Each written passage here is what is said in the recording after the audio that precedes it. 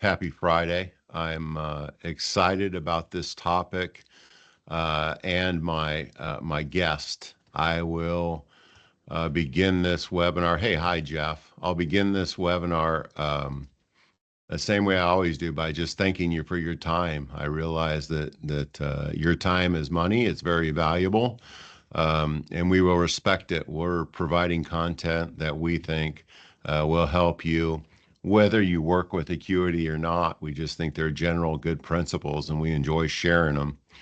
My guest today is Randy Schomborn.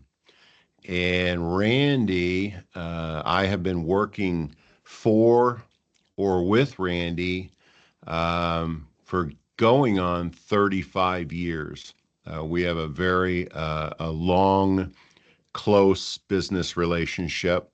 And spoiler alert, we have a close personal relationship as well.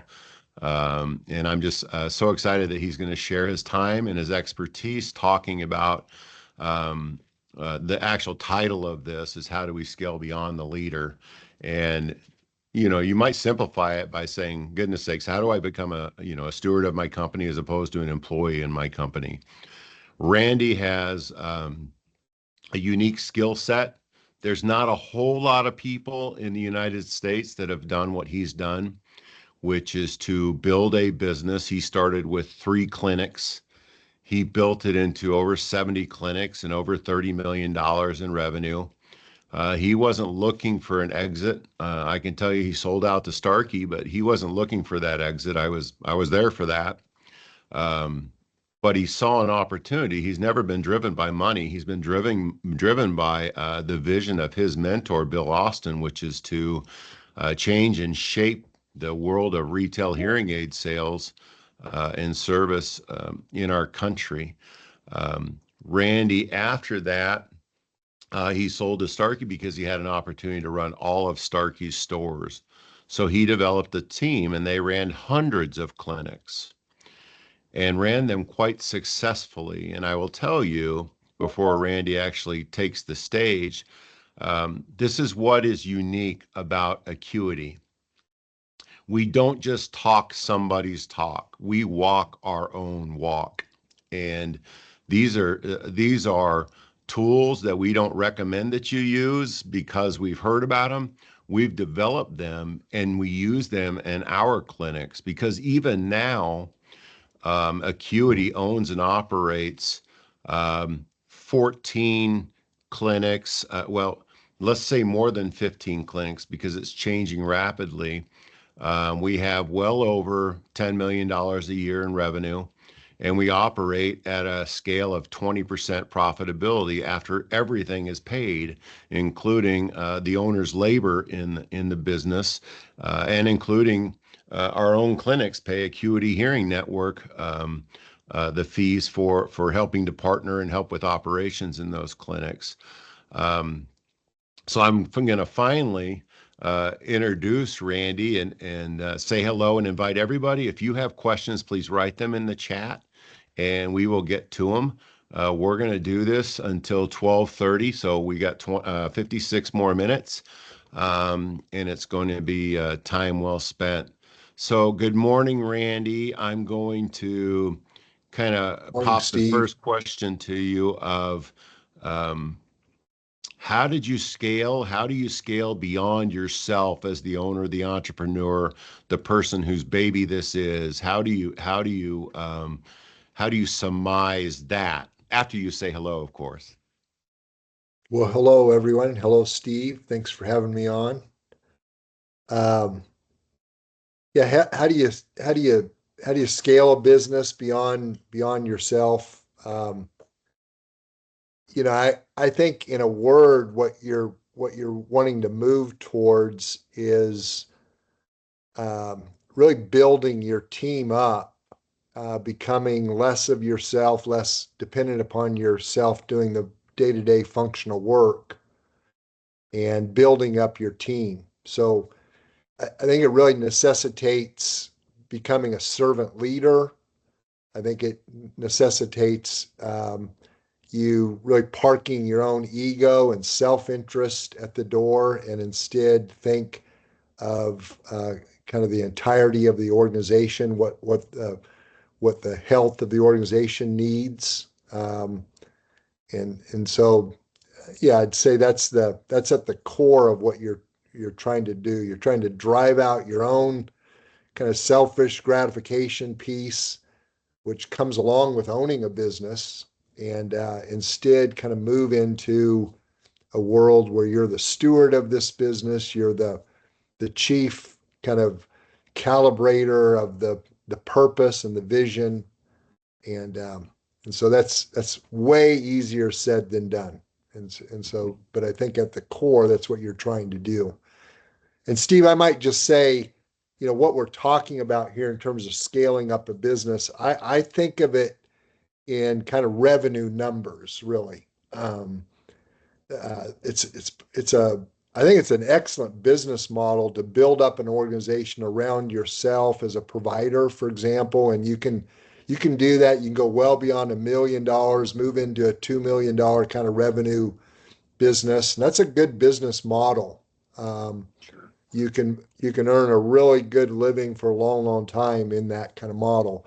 What we're talking about more today is once you get into the 3 million, the $4 million level, where you're bringing in more personnel, and the more personnel you bring in, and the more locations you have, um, the more complicated things get, and that's where your need for scaling up comes. And so I just make that differentiation here. Um, it's not for everyone, certainly. And I think before you kind of move into that level, you want to do it in an intentional way. Like, this is where we're going. We're going to grow. We're going to scale up. And that's a different kind of business model than just building a business around yourself with support. What were the circumstances, Randy, in your career? I know when you went into retail, you had a long career of being a leader when you worked at Starkey and ran Starkey, Texas, and ran sales at Starkey. Um, but at what point, kind of an epiphany that you had in the retail world? I remember you telling a story about someone telling you it's really hard to outgrow your family in this business. At what point, when you had three clinics, did you realize I really need to assemble, start thinking about this long term? And I don't think you had a goal of 70 clinics or seven clinics. I think you had a goal of doing good work. Can you get into that a little bit? Yeah, I mean, you're referencing, I'd say, really on my last day of work, I had a conversation with a large operator at the time. And this is back in 2001. And really, there wasn't a lot. Today, it's quite a bit different kind of landscape. There wasn't very many people that grew a business beyond, I'm going to say, $3 million.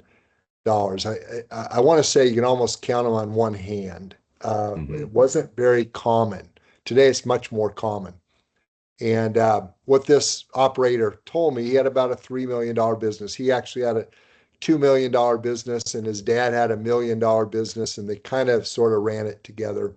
Nonetheless, his comment to me, again, this is my last day at working at Starkey. He says to me, Randy, you can't really grow a business beyond your family. And it's kind of like the Chinese restaurant business, he said. And what he's really saying is that from a trust factor, um, that's kind of the limitation that there's there of this business. And I kind of use that as a challenge as I moved into my own kind of operations. I just thought about that constantly. Why is that? Well, I think at the heart of it, it's not allowing yourself to trust others to go do the functional work. Mm. And that's really at the core of what we're talking about. In order to grow and scale, you have to equip people, give them the job, equip them, and then stand back and allow them to go to work. That's at the core. I don't know if I answered your question, but Yeah, you that's answered the question.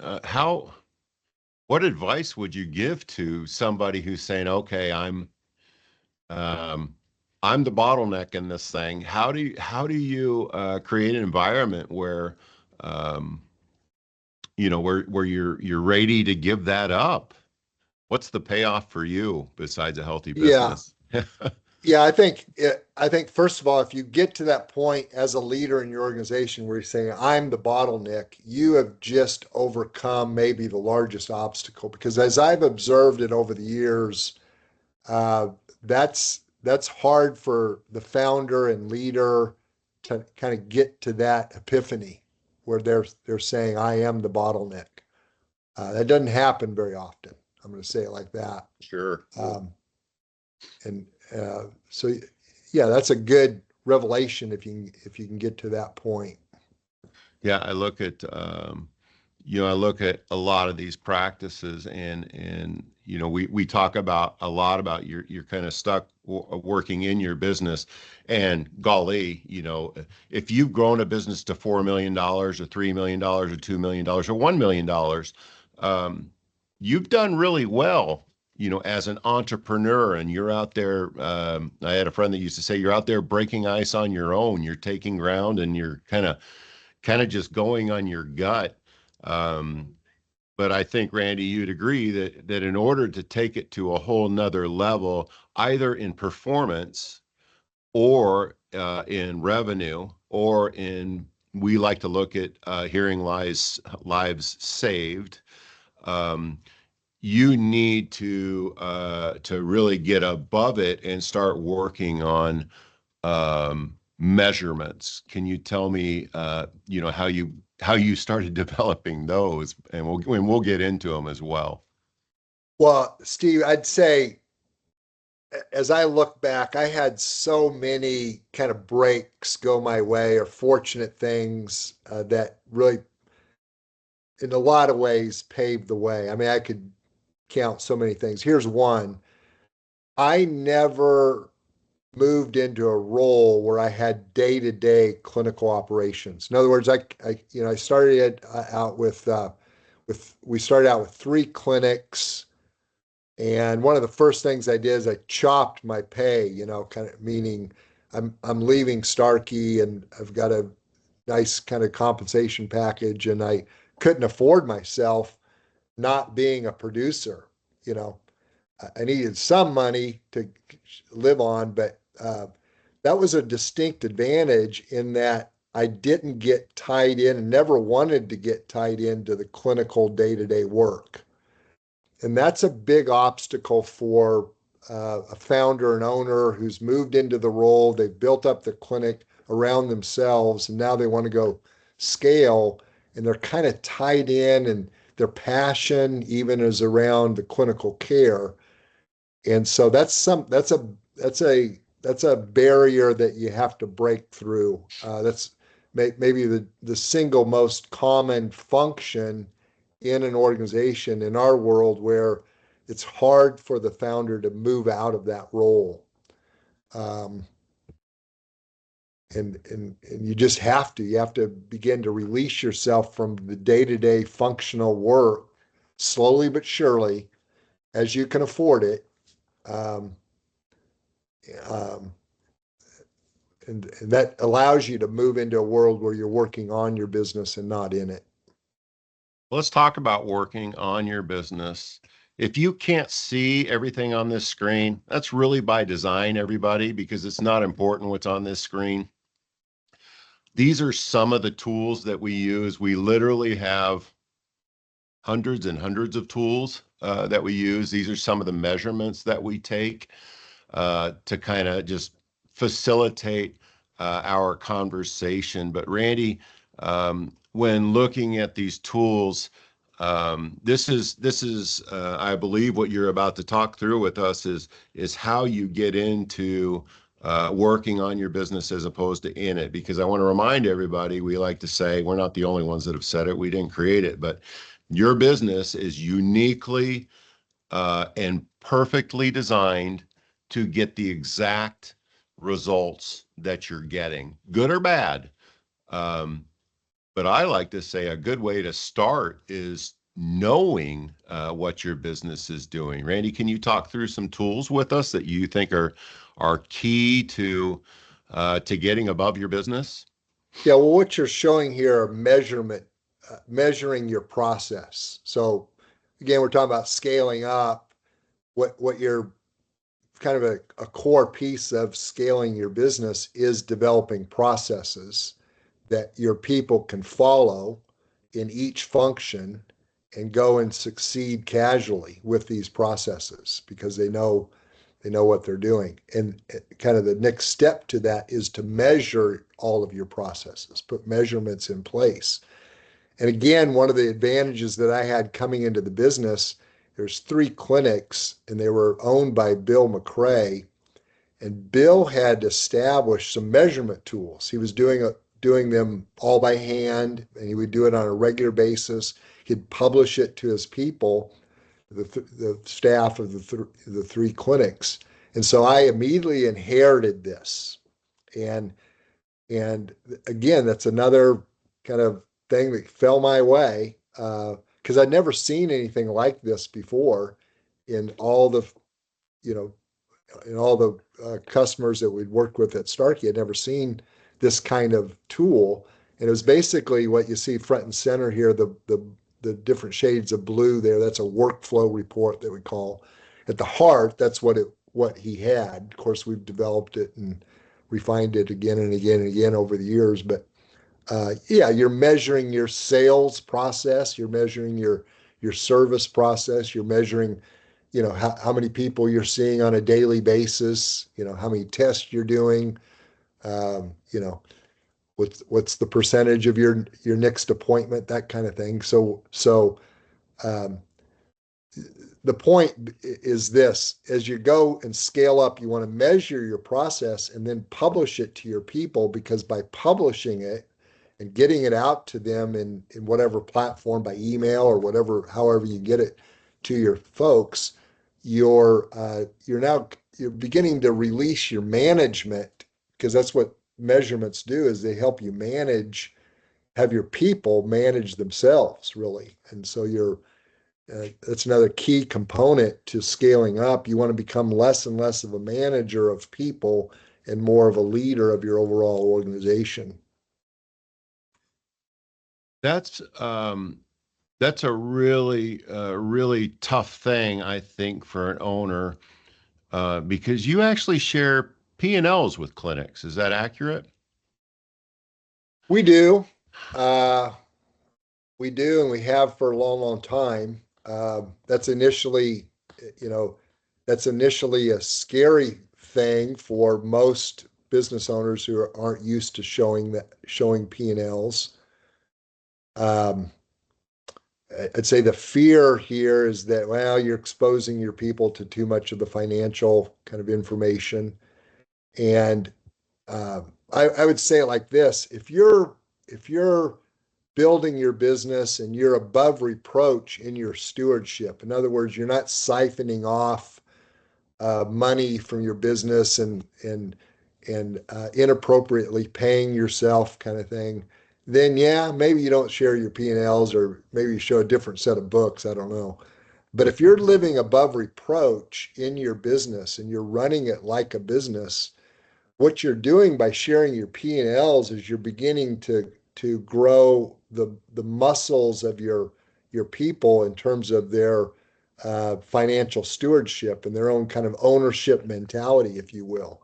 Um, and so, yeah, we like to share the P&Ls and show profitability. It's how we drive ourselves to, you mentioned it earlier, 20% earnings in our clinics.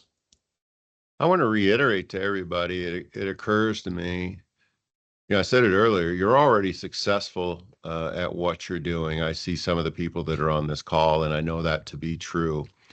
We're not saying that you can't be successful without using these tools, but what we are saying is, in order to scale beyond the current level, in order for you to have a quality of life balance, in order for you to, I don't care who you are, if you got a $10 million business, if you have to be there every day to run it, it's not worth $10 million to a buyer. You need to create something that lives and breathes on its own for an extended period of time, and that's why you get into into managing measurements as opposed to managing people. Randy, can you tell a little bit more about um, um, some of these specific, like which tool would you, what would you start with, and how does it evolve into the next tool and the next tool and the next tool? Because this is not an event, this is a lifestyle change, right? Yeah, it is. In fact, I'd say a couple things here. Um, as I've kind of observed over the years as to why people don't measure or why they don't continue to measure, it has to be a discipline that you create the measurement, you publish them, you get them out to your people, and then you allow the measurement to kind of sink into your business.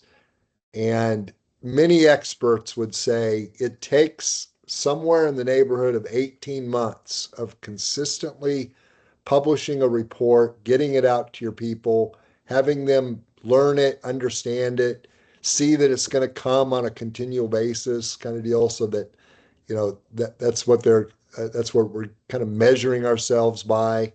It takes a while. And so often you publish it, you put it out to your people, and it's kind of anticlimactic. Like, so what? Well, the so what becomes over time, and doing it on a timely basis in a disciplined kind of way.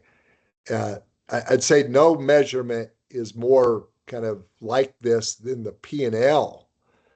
Uh, Most businesses do not publish their P&L on a regular basis. This is what we've seen. We publish our P&L uh, within 5 days at the end of the month, and we like seeing it that fast because it becomes more real. If you're publishing it a month later or 6 months later, it doesn't mean anything.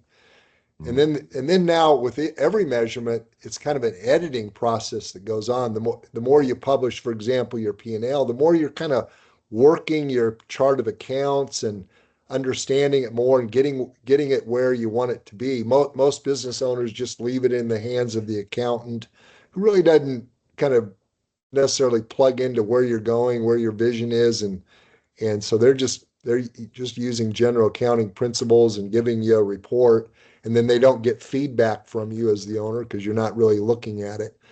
All that to say, you got to go to work and kind of believe in publishing the measurement and getting them out to your people and allowing time uh, to kind of migrate, allowing the measurements to migrate into your mentality and culture of your business. It takes a while, and that's why most people don't continue it. We don't have the discipline to keep it going. But once it's there, now it's part of your culture, and your people are relishing it. They want that information, and you're going off that data, and you're to really make decisions on your overall strategy. It's very important. I think I'd like to point out here that I love the P&L. I love the workflow report. I love active customers. I love all of our reports, but I want to. It is funny that so often, we want to maybe enter into an arrangement where we're buying a business and we ask for P&Ls and they say, well, let me get those together, and we have ours every 4 weeks. Um, but a P&L, I mean, it's good information. A workflow is really good information, but it's really useless information unless you have action plans on the specific items. Randy, I think there was at one time where you put different people in your organization solely responsible for a specific line item on a P&L. First, am I getting that right? And second, can you expand on that a little bit? Kind of the I've used the phrase you share the neurosis of business ownership. Well, yeah, now you're getting into as you're scaling up, what you're slowly but surely doing is you're passing over the various functions of your business to to to different people, uh, and so yeah, and so for example, your financial control function you're passing over to someone on your team. who's publishing your P&L, or maybe you have a clinical director who's getting the workflow report and really focus now on your top line revenue, or maybe if they're managing your clinical team and your front office team, they're responsible for the your labor cost. For example, you might have your financial control person responsible for your cost of goods piece, et cetera. Your marketing function, they're responsible to keep your marketing percentages in play, et cetera. So yeah, each function, uh, a metric that you want to attach to them in terms of how they're doing would be based on either your balance sheet, or an item on your balance sheet, or an item on your profit and loss. Okay. Um, Randy, can you talk a little bit about the steps of, I'll say, infusing all of this into your organization? It feels really, really big. How do you start building an organization that way, and how do you deal with, bringing the current employees on board? How do you deal with finding the right kinds of people to hire to move forward? How do you develop a strategy? My goodness, we've got 25 minutes left, and there's an awful lot to discuss. Can you get into how do you take bite-sized chunks and what to focus on? Well, usually, remember what we're talking about. We're talking about scaling a business, and largely, I'd say I'm going to make the assumption that we already have a business. It's already operating. It's already doing pretty good. We're creating revenue. All of that's happening. We have a staff. Hmm. It's already happening.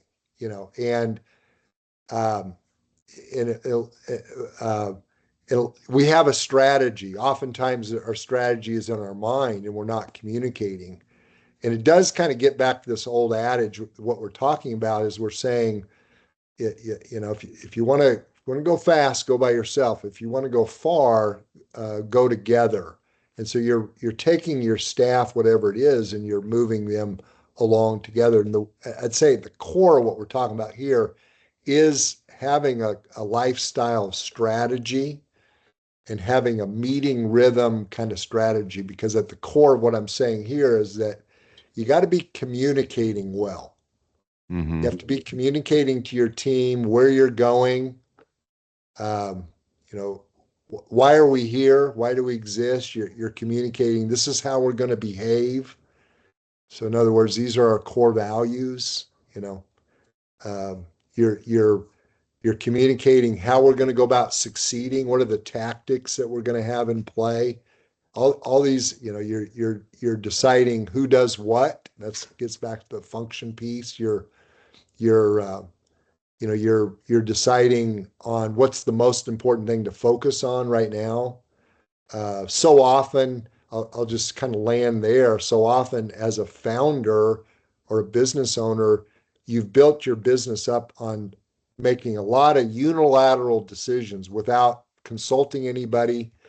The kind of the typical is you're looking for ideas all the time. You're going to conferences or manufacturer meetings or whatever, and ideas are aplenty. There's no shortage of good ideas. What you want to do with your team is focus on one idea, one at a time, and stay with it, stay disciplined. And so you're moving into a world of meeting rhythms and strategy in order to communicate well to your team. You're trying to build a healthy organization that is communicating well, and the way to do that is to focus in on your strategy. um, Strategy is a lifestyle. Um, it does start with where are you going? Um, Hmm. Another way to ask that question is why do you even exist? You know, what is your business going to look like in 10 years? And of course, uh, at this point, it might be very vague where you're going, and that's okay. It gets clearer and clearer as you get further down the line. But putting something out there and asking yourself kind of introspectively, why am I here? Why am I doing this? What am I what's the purpose of where we're going here? I'll Um, remind everybody on the call, or tell everybody on the call, these are, once again, everything that we talk about, we do. So we have identified at Acuity why we exist, where do we want to go in 10 years. We have a strategy set out and we meet on it regularly. We pick in our organization what's the most important thing that we're all focused on right now. We take all of these measurements. So you're not seeing, we would overwhelm you if we showed you everything that we have to offer you on the screen. But just know that everything that we speak of, there are tools behind it that we think help to set those foundations and to move forward. Randy, can you tell me a little bit about people that are on your staff at $1 million and $2 million, the people that helped you get to where you are today? Um, yeah. how do you come to the realization, or when do you come to a realization, or how do you handle the realization that they might not be in the right spot to get you to $10 million? That's a hard one. Yeah, I mean, it is the dilemma, another kind of thread that I'd weave into this discussion is, as your business becomes more and more complicated, you're doing more business, you have more people, you have more locations, et cetera. It becomes more dispersed. You can't be everywhere at once. Um, that complication gets larger and larger as you go along. It's important to bring your competency level of your people along as well. I mean, along with that. And typically in a business that's scaling up, not typically, I'd say nearly it's got to be 100% of the time. That's the dilemma. There's a lag in your competency to stay up with the complexity. And so often here's the main issue: the competency that you need you can't afford. Mm, You can't afford a CFO kind of level financial control person. You just can't afford them. You can't afford a chief marketing officer that that has the competency that you need at that level. You know, et cetera, et cetera. You don't have an operations person. I'd say that's one of the purposes or the reason why we exist at Acuity is that we do have that level of competency for businesses that are 3 million, 10 million, 20 million, 50 million. We can actually come alongside and serve in those functions in a fractional kind of way. So you're not paying, as a business owner, you're not paying for it. Um, that is a I'd say a central barrier of scaling up is this competency piece. And so often we're choosing people to kind of move into those functions that are already there. They're already in our organization, and so often they don't have the competency to get you to where you need to go if you're moving into 5 million, 7 million, 10 million. And I'm using revenue numbers just to simplify the conversation. As your complexity grows, hmm. you're just looking around the room. Okay, Joe Joe can do it, or Sally can do it, or uh, Or and I have so many people I don't know their name. That's a tough one. you know, Well, tell me, I so we've commonly run into people that we help set a strategy and I'll make up a story, but it would be a story that's all too familiar. Um, our customer base is made up of a bunch of entrepreneurs, and we set this strategy forward with them. And then they go to a state meeting and they come back with, 15 irrigator machines, or they go out and hire a new marketing rep, or they want to start this new branding operation. Um, Tell me the importance of having a strategy, B, a person, an accountability partner, if you will. We always ask ourselves, does it fit the strategy? You mentioned there are a lot of ideas out there. At our acuity meetings, Cade likes to tell us, hey, we're going to have 20 ideas. And I'm not interested in 20 ideas. I'm interested in 19 no's and one good idea. Can you get into that a little bit, Randy, about seeing squirrels? Yeah, I mean it gets back to what I said at the outstart in terms of checking your ego at the door and making unilateral decisions that are really helpful in a business model where everything is centered around you and you're there every day and it's a single clinic, for example. That's it's not a that, that works really well, you know. But again, as you get more and more complicated in your organization, you have to live into what your strategy is. Strategy is making decisions up front, you know, and with the team. Uh, Yeah. and you're ultimately getting in every strategy session, you're ultimately deciding this is the number one thing we're going to focus on. Here's some things that we need to do this year, maybe. Here's some capabilities that we might have to have, in the next 5 years to get to our overall vision. Those decisions are being made in strategy meetings.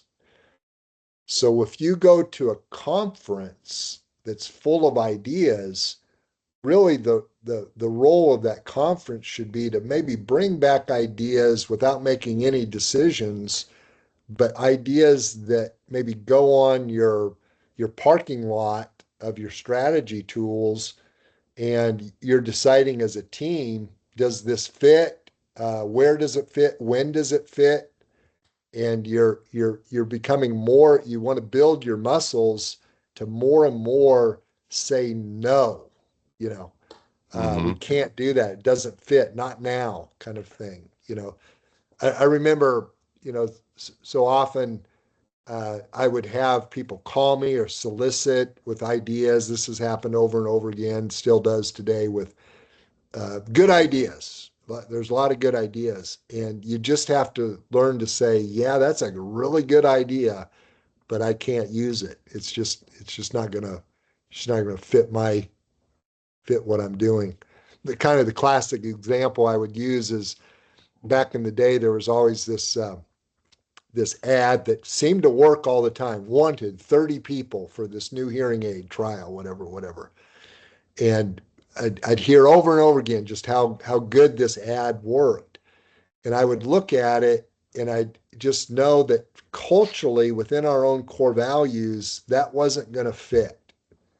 And so even though I knew it would work, just account after account, people tell me how great this little draw piece would work. I continued to never use it because I just didn't feel like it would fit into our sales process that we already had, into our overall core values. So it's that kind of thing where you just so often you see an idea, you have to say no, you're not ready for it. Maybe we'll use it down the road. Um, but sticking with your strategy over the course of a long time will really kind of help your team buy into what you're doing and what the most important thing is. And it really, the key isn't having a good idea. The key is executing on an idea. Just a mediocre idea executed is way better than the best idea in the world not executed. Randy, as you get into this, we instill two pathways, and a new patient pathway and a service visit pathway. We like to have a response to every patient that enters our door, and we're not going to get into everything that we do, um, but I want you to answer this question: how do you standardize these protocols and best practices without making the providers feel constrained? That's a really good question. Well, thanks. I wrote it down in preparation. Wow. I think that's the highest compliment you can give anyone. It's a good question. Um, yeah, that kind of leads me to another thought where, back to leadership and assigning people functions. So often, um, what I've observed is you pull people up into a leadership role who are your best producers. They're your best salesmen. And so obviously that's who's going to lead the team. And I'm going to say, yeah, timeout, maybe not.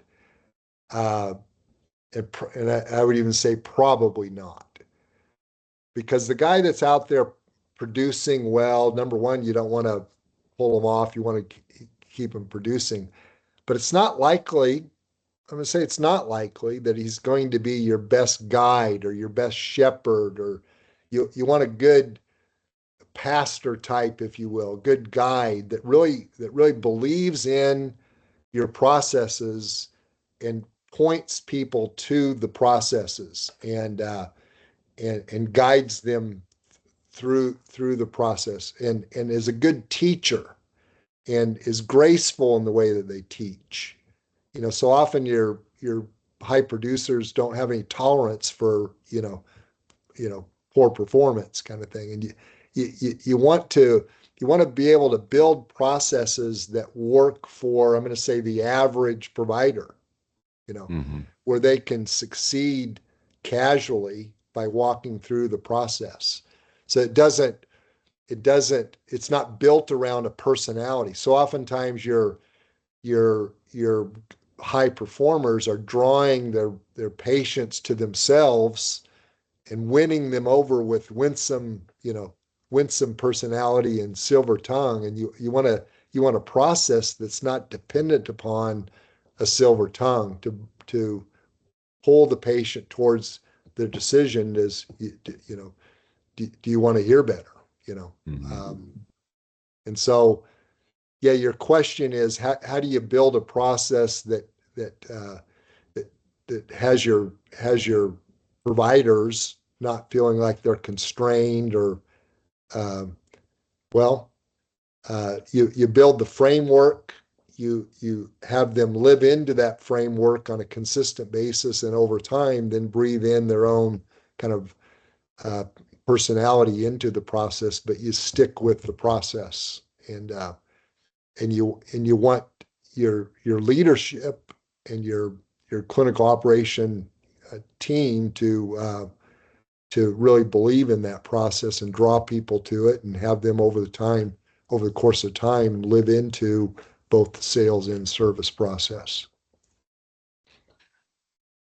What signs do you look for? What signs would tell you that an organization can thrive even if the founder is absent for an extended period or forever? How do you know when you have a well-oiled business? You could go start another business if you wanted to.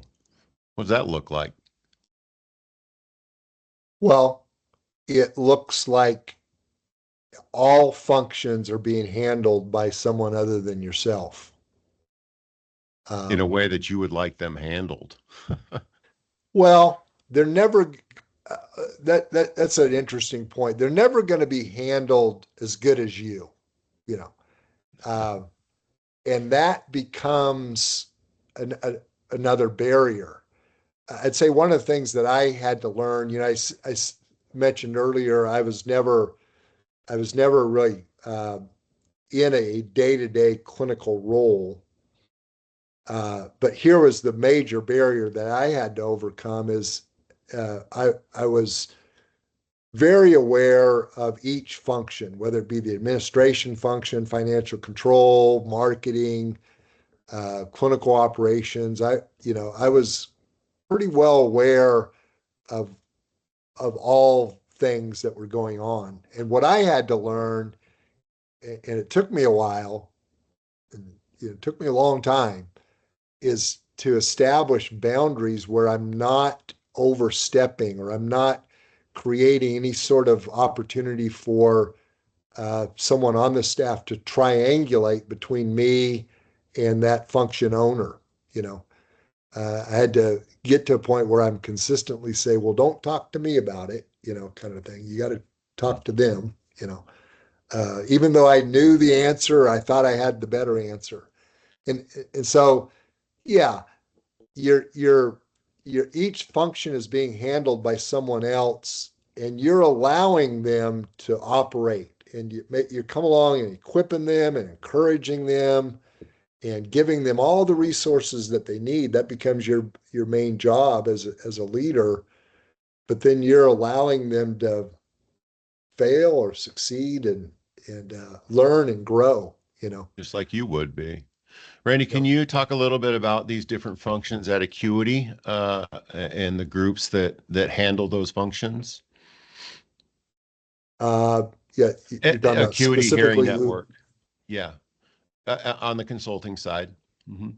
Yeah, well, yeah. Again, as from Acuity Consulting, we come along with each of these functions, and we have lead people in each of these areas. And I'd start out with Cade Simpson Hmm. is at the leadership function, and and can come alongside and really uh, kind of lead you into a strategy kind of mindset and a strategy rhythm and a meeting rhythm kind of mindset.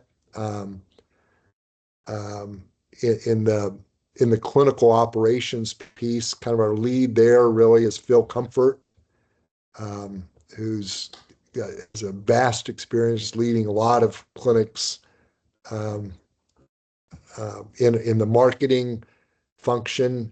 Sarah Richart leads that. She's been doing it for a long time. Has a great background. I think there's no one that can really operate in a chief marketing officer kind of role like Sarah can.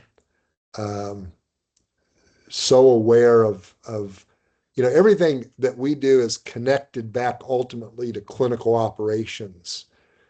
Um, that's the core of what we do, and it's what we understand, and everything really serves clinical operations. And I think that's a distinctive about Acuity and our consulting effort is we're not leading with marketing, for example. We're not leading with the financial control. We really do lead with clinical operations and strategizing around patient care, building active customer base in each of your markets. That's kind of where we're heading. And so marketing serves that, financial control serves that.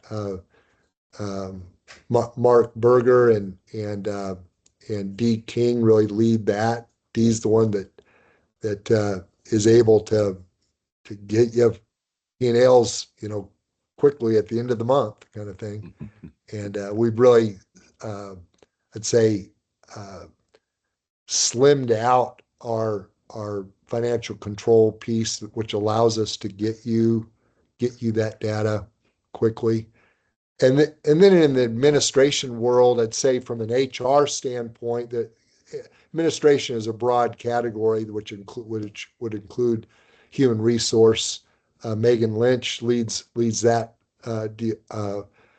function, and I really like our approach, her approach to that. We talk about in terms of having a patient journey in clinical operations world, and we talk about having an employee journey in the human resource world. And that starts at the beginning in terms of bringing in candidates and hiring them in a slow way to make sure that they fit the culture and will live into our core values and just the whole journey from there in terms of the training that goes on. We like to call it longboarding, where it's not just a day or a week kind of deal, where we want to hire people and bring them into a mindset of lifelong learning, so Mhm. that they know we're never done with that, and we're never going to be satisfied with our own work kind of deal. We want to improve all the time. That's just part of our core values. And then in all other things administrative, Rebecca Misel's, who's just a genius in all kinds of administrative aspects, including the setup of your software that allows you to measure process, for example, or um, or get timely P&Ls. I'm just scratching the surface there, but Sure. those are our main function leaders that will come alongside and help any business owner um, in developing the function competencies that they need. Randy, nobody hang up yet because even though the thank you slide's coming up, I'm about to make my my initial call to action or my plea to everybody that's attending this call. But before I do, Randy, do you have anything that you'd like to say in closing? No, Steve. Thanks for the opportunity for me to be on with you today. Uh, I'd love it if anyone has any questions. Yeah, a couple We of them can. just popped up. Sarah, how do I look at those? Hey, Steve, I'm happy to just read them. Thank you. So first, we had a comment from Ron Allender. He just said that he's personally been guilty of this shiny object syndrome. I think we all have. Yeah. And then Tom had a question. He says, "How do you deal with critical roles within the operations that may have to be suddenly replaced, either because they left you or you need to replace them? Do you Mm. prepare for that?" Randy. Wow, that's a good question. Remember, I said that's the highest compliment you can give. That's a good question. Um, I think it. I think I'd go back to this idea of parking your own ego at the door, being objective, uh, looking out for your organization. Uh, you're talking about having some hard conversations, perhaps, um, and yeah, it's kind of a two-part question that I'm hearing. Um, one, how do you deal with people that leave? I think that was part of the question. Is that true, Sarah? Yes, that's right.